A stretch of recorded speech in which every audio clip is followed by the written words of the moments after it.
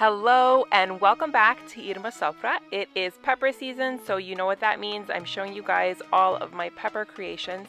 Today I'm going to be showing you stuffed peppers. So they're stuffed with cabbage and they'll last you all year. They're absolutely amazing, so stay tuned for how I get these phenomenal peppers. So when making pickled peppers with cabbage, there's not a lot of spices that go into the mix, so we need to enhance the flavor with vegetables. So I like to use carrots, parsley, and garlic. Now, using a lot of these is going to give us a lot of flavor, obviously. So I use a bunch of parsley, I use a large carrot and half of one. I could have used more too.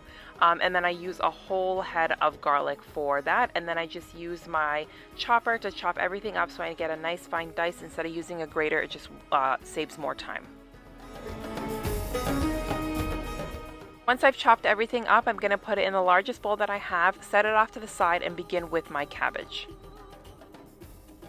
For this recipe, I used 3 small heads of cabbage, and you know I'm not going to grate that by hand. So what I do is I have my husband turn on the meat slicer, and I have him join in the fun, and we dice up the cabbage into like little small wedges, and then we use the meat slicer and we use almost the smallest setting, the thinnest setting, and we just do that on the meat slicer so we get these nice fine slices of cabbage for the salad. Now again, people use the grater. You can use a grater if you don't have a meat slicer, but if you make a large quantity like I do for my family, then definitely invest in a meat slicer. It takes up, no joke, maybe like 5 minutes to 10 minutes, if that. And you guys can see I have it on almost the lowest setting. And then you're just going to add it to your mixing bowl. Like I said, I used 3 small heads of cabbage, and this is like 7 pounds of peppers.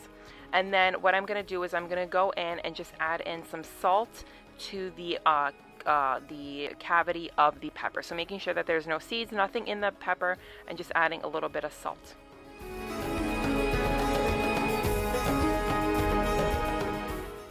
So I let my pepper sit roughly an hour and a half to 2 hours. We just want that salt to kind of dehydrate out that pepper and also give it flavor. So just let those hang out until you're done making the salad and you clean up. So my 3 heads of cabbage are completely sliced up now. You guys can see I have a massive bowl that I'm working with, but you guys will see how much this will shrink when we add in the vinegar. So I'm adding in salt, I add in my oil, I'm using grapeseed oil, and I'm adding in my vinegar, just regular white vinegar. And I start slow. So I add in some, I mix it up together, I taste it, and then I add in some more, mix it up together, and I keep doing that until I get the flavor that I personally like and my family personally likes. What I do is I have everyone taste it. So I have my mother-in-law taste it, I have my husband taste it, and I taste it, and then we kind of determine, do we need more salt, do we need more pepper?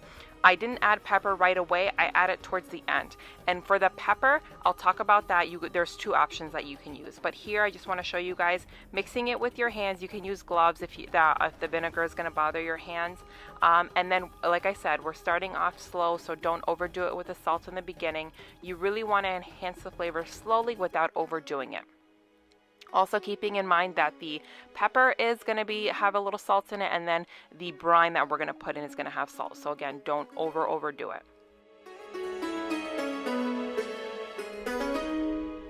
So I'm just using regular pepper for this. Last year I used whole peppercorns, and I noticed that whenever someone was eating, they would pick out the peppercorns, and I think that's just a waste. So I'm just using grinded up pepper. I'm adding as much as I like. Again, I'm starting slow because I still needed more salt. And then I just kind of build up the flavor slowly. And I know moms are probably watching this and they're like, oh my God, just add it all at once. No, because I've done that before and I've over-salted the cabbage. So I'd rather start slow, work it up, than add in a lot and then regret it later. So I did one final taste test. I determined I needed some more pepper, and I think I needed a little bit more salt. Vinegar was perfect, oil was perfect. And then I'm just gonna mix this and I'm gonna let it hang out for at least 30 minutes. We want everything to kind of come together and just let it hang out. So don't rush this process. While you're waiting for it to kind of chill and hang out for half an hour, do your best and clean up the kitchen, because this can be an overwhelming process. And then if you have all the dishes and stuff at the end, you'll just be so exhausted. So take the time to clean up and just kind of get everything ready for the stuffing process. All right, 30 minutes later, you guys can see before and after how much it actually shrinks down. So 3 heads of cabbage doesn't really look like that much now. What I'm gonna do is I'm gonna show you guys how much liquid comes out after about an hour of them just hanging out, the peppers. So make sure you get all that liquid out before you start stuffing them, and then you want to stuff them, and I don't want to say overstuff them, but you want to add enough pressure in there where none of the cabbage kind of moves around. So make sure you're adding enough. Like I said, this is like 6.5 to 7 pounds of peppers that I'm using, and then I just kind of leave them to the side until I'm ready to place them in my jars, and I'll show you guys how I put them in the jars so that they don't move around.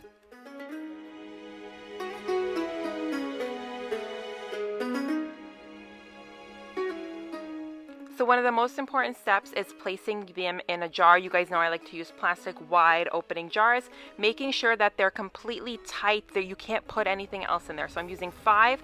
I like to use 3 large ones and then 2 small ones, and make sure everything is nice and tight so that they don't move around.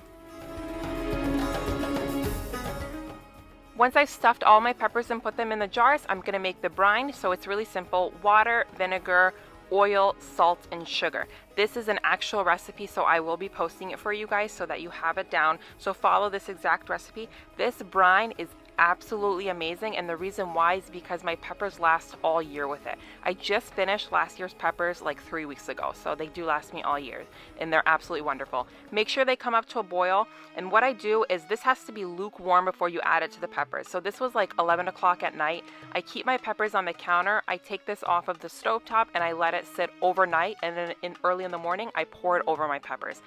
So you can do it like that if you're going to make them late at night. If you make them early in the morning, just let that hang out and make sure that it comes like to lukewarm temperature before you pour it over your peppers, and then place them in the fridge, and they're good for up to a year, you guys. Give them a couple days, but at least a week later you can open up your first jar, and they're absolutely amazing.